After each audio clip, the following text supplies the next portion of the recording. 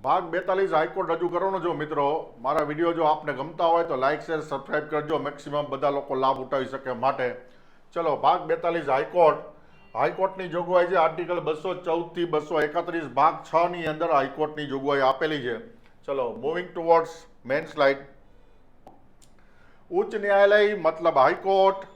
અચ્છા, હાલમાં કુલ 25 હાઈકોર્ટ છે અને 2013માં એક સાથે મણિપુર, મેઘાલય અને ત્રિપુરામાં હાઈકોર્ટ સ્થાપવામાં આવી હતી એક સાથે. એક વખત પ્રશ્ન પૂછાયેલો, સૌથી છેલ્લી હાઈકોર્ટ ક્યાં સ્થાપવામાં આવેલી? તો કે ક્રમાનુસાર ત્રિપુરા આવે સૌથી છેલ્લી હાઈકોર્ટ. અચ્છા, આર્ટિકલ 214 મુજબ સંઘના દરેક રાજ્ય માટે એક હાઈકોર્ટની જોગવાઈ છે. જો તમને હાઈકોર્ટની જોગવાઈ પૂછવામાં આવે, પ્રોવિઝન પૂછવામાં આવે, તો તમારો જવાબ રહેશે 214 214.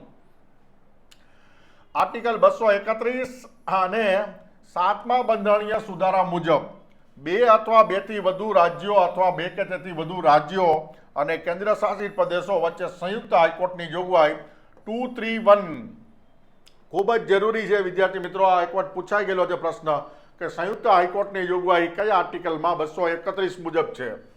અચ્છા, હાઈકોર્ટ એ રાજ્યનું સૌથી મોટું ન્યાયાલય છે, that you know very well. Article 216 હાઈકોર્ટમાં અન્ય ન્યાયાધીશોની સંખ્યા રાષ્ટ્રપતિ નક્કી કરે છે, જેની સંખ્યા બંધારણમાં નિશ્ચિત કરવામાં આવી નથી. વિદ્યાર્થી મિત્રો, જે રીતના સુપ્રીમ કોર્ટમાં એક મુખ્ય ન્યાયાધીશ CJI વત્તા હાલમાં 33ની જોગવાઈ છે, હાઈકોર્ટમાં એક મુખ્ય ન્યાયાધીશ અને અન્ય ન્યાયાધીશોની સંખ્યા કેટલી તે કોઈ નિશ્ચિત નથી. બરાબર ધ્યાન રાખજો, બંધારણમાં કોઈ નિશ્ચિત કરવામાં આવેલી નથી, પરંતુ એની સંખ્યા વખતો વખત રાષ્ટ્રપતિ નક્કી કરે છે કે હવે કેટલી વધારવી તે. આકાશ જનક જો આ પણ this food B your question. ચલો, હવે આપણે જઈએ. આ હતી હાઈકોર્ટની મુખ્ય બાબતો. હવે જોઈએ આપણે આર્ટિકલ 217 હાઈકોર્ટના ન્યાયાધીશની નિમણૂક. તો કે હાઈકોર્ટમાં 2 પ્રકારના ન્યાયાધીશ આપણે જોયા છે. પહેલા મુખ્ય ન્યાયાધીશ અને અન્ય ન્યાયાધીશ. તો મુખ્ય ન્યાયાધીશોની નિમણૂક કોણ કરે? તો કે નિમણૂક કરશે રાષ્ટ્રપતિ. બરાબર. હવે રાષ્ટ્રપતિ કોને પૂછશે? તો કે 2 વ્યક્તિને પૂછશે રાષ્ટ્રપતિ. કોને કોને? તો કે સુપ્રીમ કોર્ટના CJI એટલે કે પહેલો વ્યક્તિ વત્તા રાજ્યના રાજ્યપાલને એટલે બીજો વ્યક્તિ. આવી રીતે રાષ્ટ્રપતિ 2 જણાની સલાહ લેશે. કોના માટે? તો કે હાઈકોર્ટના મુખ્ય ન્યાયાધીશની નિમણૂક કરવા માટે. નિમણૂક કોણ કરશે? રાષ્ટ્રપતિ. કયા 2 વ્યક્તિની સલાહ લેશે? તો કે સુપ્રીમ કોર્ટના CJI વત્તા જે તે રાજ્યના રાજ્યપાલની સલાહ લેશે. અચ્છા, હવે અન્ય ન્યાયાધીશની નિમણૂક. તો કે આમાં પણ નિમણૂક કોણ કરશે? તો કે રાષ્ટ્રપતિ. સલાહ કેટલા લોકોની લેશે? તો કે 3 જણાની સલાહ લેશે. કોની કોની? તો કે પહેલો તો આવી ગયો ખુદ ગબ્બર સુપ્રીમ કોર્ટના CJI, બીજા આવી ગયા રાજ્યના ગબ્બર એટલે રાજ્યના રાજ્યપાલ, ત્રીજા આવી ગયા હાઈકોર્ટના ગબ્બર એટલે હાઈકોર્ટના મુખ્ય ન્યાયાધીશ. તો બરાબર સમજજો, અહીંયા 1+2 અને અહીંયા અન્ય ન્યાયાધીશમાં 1+3 4 વ્યક્તિ જોડાયેલા હશે. પરંતુ વિદ્યાર્થી મિત્રો, તમને પણ ખ્યાલ હશે કે ઘણા બધા કેન્દ્ર શાસિત પ્રદેશોની સંયુક્ત હાઈકોર્ટ છે, જુદી જુદી. તો કે દીવ, દમણ, ગોવા, દાદરા નગર હવેલીની સંયુક્ત હાઈકોર્ટ છે મુંબઈ. એવી રીતે ઘણી બધી હાઈકોર્ટને વધારાનો ચાર્જ સોંપવામાં આવેલો કેન્દ્ર શાસિત પ્રદેશનો. તો આર્ટિકલ 231 મુજબ સંયુક્ત હાઈકોર્ટની જોગવાઈ છે. This is to be remembered, ખાસ યાદ રાખવાનું છે. તો 231 મુજબ જ્યારે હાઈકોર્ટના કિસ્સામાં જ્યારે ન્યાયાધીશોની નિમણૂક કરવાની વાત આવે અન્ય ન્યાયાધીશોની, ત્યારે જો રાજ્ય હોય તો રાજ્યપાલની સલાહ લેવી જરૂરી છે. કેન્દ્ર શાસિત પ્રદેશ હોય તો લેફ્ટનન્ટ ગવર્નરની સાથે ચર્ચા કરવાની રહેશે. કોને? તો કે રાષ્ટ્રપતિએ. ખાસ યાદ રાખજો વિદ્યાર્થી મિત્રો. ચલો, હાઈકોર્ટના ન્યાયાધીશની યોગ્યતા. તો કે સર્વપ્રથમ એ ભારતનો નાગરિક જ હોવો જોઈએ, એ તો સ્વાભાવિક જ છે. ઓછામાં ઓછા 10 વર્ષનો ન્યાયિક પદનો અનુભવ હોવો જોઈએ. શેનો? ન્યાયિક પદનો અનુભવ હોવો જોઈએ. અથવા લખેલું છે ઓછામાં ઓછા 10 વર્ષ હાઈકોર્ટમાં વકીલાત તરીકેનો અનુભવ હોવો જોઈએ. ઓછામાં ઓછા 10 વર્ષ હાઈકોર્ટમાં વકીલાતનો અનુભવ. યાદ રાખજો, ભારતનો નાગરિક, 10 વર્ષ ન્યાયિક પદનો અનુભવ અથવા ઓછામાં ઓછા 10 વર્ષ હાઈકોર્ટમાં વકીલાત. ચલો,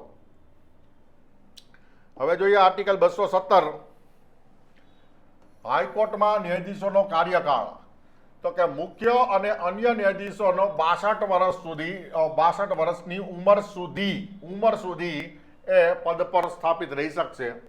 ઓછામાં ઓછી ઉંમર નક્કી કરવામાં આવી નથી હાઈકોર્ટના જસ્ટિસ માટે. મિનિમમ એજ ક્રાઇટેરિયા નથી. અચ્છા, પરંતુ આ એક યાદ રાખજો, આપ કોઈ પૂછાયેલું નથી માટે આઈએમપી. આંતરિક અને ઔપચારિક પ્રક્રિયા મુજબ નિમણૂક 45 વર્ષ પહેલા કરવામાં આવતી નથી. બંધારણમાં કોઈ ઓછામાં ઓછી ઉંમરની જોગવાઈ નથી. Minimum age criteria is not prescribed in our constitution. But for that administrative smoothness, બરાબર, ઇન્ટરનલ એન્ડ ફોર્મલ પ્રોસિજર મુજબ 45 વર્ષ પહેલા નિમણૂક આપવામાં આવતી નથી. તો આ એક વધારાનો મુદ્દો ધ્યાનમાં રાખો. કાર્યકાળ પૂરો થાય તે પહેલા રાષ્ટ્રપતિને સંબોધીને રાજીનામું આપી શકે હાઈકોર્ટના ન્યાયાધીશો. હાઈકોર્ટના ન્યાયાધીશની ઉંમર બાબત કોઈ વિવાદ હોય, ધીસ ઇઝ આઈએમપી, બરાબર, ઉંમર બાબત વિવાદ હોય તો રાષ્ટ્રપતિ સીજીઆઈ સાથે ચર્ચા કરીને નક્કી કરે છે અને આ જે નિર્ણય નક્કી કરે એ અંતિમ ગણાશે. જ્યાં જ્યાં અંતિમ શબ્દ હોય ત્યાં તમારે એક જ રાખવાનું કે it is not challengeable to any court of law. કોઈ પણ કોર્ટમાં એ પડકારી શકાશે નહીં જ્યાં અંતિમ શબ્દ લખ્યો હોય ત્યાં. ચલો નેક્સ્ટ સ્લાઇડ જોઈએ. હાઈકોર્ટના ન્યાયાધીશોને હટાવવાની પ્રક્રિયા. નોંધ, સુપ્રીમ કોર્ટના ચેપ્ટર 124(4) મુજબ જ છે. That I already explain you very deeply. મેં તમને ખૂબ ઊંડાણપૂર્વક 124(4) અંદર બંનેની જોગવાઈ છે.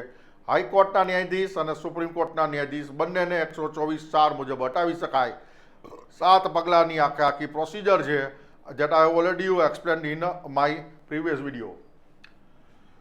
આર્ટિકલ 219, હાઈકોર્ટના ન્યાયાધીશની શપથ. હાઈકોર્ટના દરેક ન્યાયાધીશને પદગ્રહણ કરતા પહેલા રાજ્યપાલ અથવા તેમના દ્વારા નિયુક્ત કોઈ પણ વ્યક્તિ દ્વારા શપથ લેવડાવવામાં આવે છે. તો આ બંને વસ્તુ યાદ રાખવાની. માત્ર રાજ્યપાલ તો કે ના, રાજ્યપાલ એમના વતી અન્ય વ્યક્તિની નિમણૂક કરે તે પણ શપથ લેવડાવી શકે હાઈકોર્ટના જસ્ટિસને. અચ્છા, આર્ટિકલ 220 સેવાના નિવૃત્તિ. હાઈકોર્ટના નિવૃત્ત ન્યાયાધીશ સુપ્રીમ કોર્ટ અથવા અન્ય હાઈકોર્ટ અથવા અન્ય અદાલત કે કોઈ પણ સંસ્થામાં વકીલાત કરી શકશે નહીં કોઈ પણ જગ્યાએ.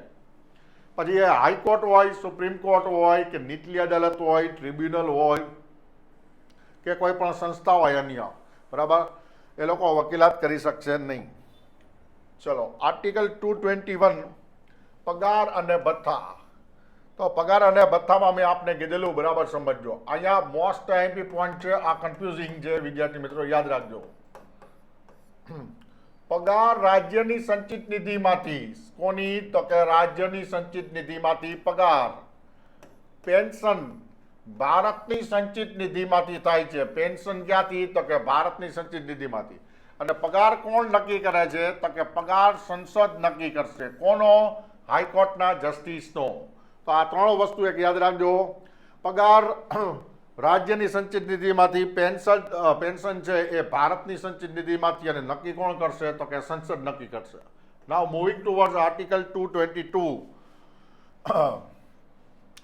રાષ્ટ્રપતિ વત્તા સીજીઆઈ મતલબ કોલેજિયમ પ્લસ હાઈકોર્ટના મુખ્ય ન્યાયાધીશની સલાહ લે છે. આ ઉપરાંત જે જગ્યાએ બદલી કરવાની છે તે રાજ્યના મુખ્ય ન્યાયાધીશની સલાહ લે છે. તો અહીંયા આર્ટિકલ 222 જે છે એ બદલીની વાત કરે છે, હાઈકોર્ટની ઇન્ટરચેન્જ, બરાબર, ઇન્ટર હાઈકોર્ટ બદલીની વાત કરે છે. તો બદલી કરવા માટે કોણ કોની સલાહ લે? તો કે રાષ્ટ્રપતિ પ્લસ સીજીઆઈ મતલબ કોલેજિયમ 1+4 પ્લસ હાઈકોર્ટના મુખ્ય ન્યાયાધીશની સલાહ લે છે બદલી કરવા માટે. કોની? તો કે અન્ય ન્યાયાધીશોની બદલી કરવા માટે. આ ઉપરાંત જે જગ્યાએ બદલી કરવાની છે તે રાજ્યના મુખ્ય ન્યાયાધીશની પણ સલાહ લે છે. બરાબર સમજો.